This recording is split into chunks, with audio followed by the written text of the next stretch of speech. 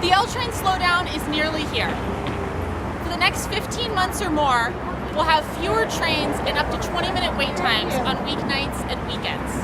During the week, the slowdown starts at 8 p.m. The trains are going to be crowded.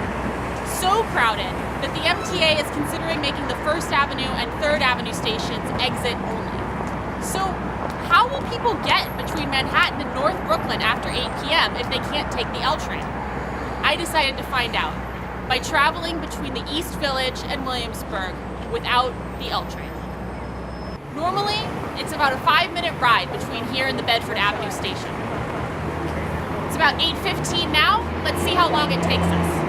Our first step is to take the M14A. The M14 is one of the slowest buses in New York City, with an average speed of just 4 miles per hour.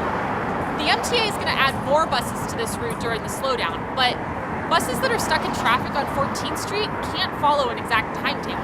So even with additional buses, the next bus may come in 3 minutes, 5 minutes, 10 minutes or more, and we just have to wait.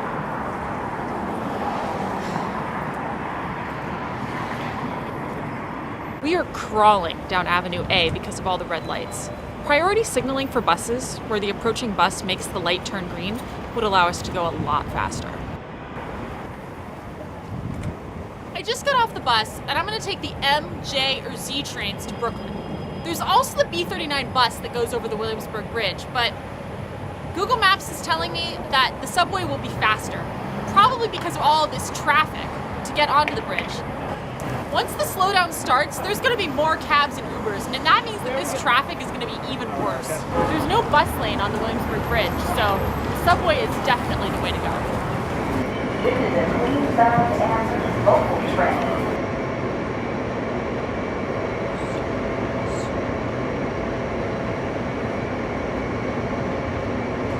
I just got off the train, and I've got to walk 2 blocks up Broadway to the B62 bus stop.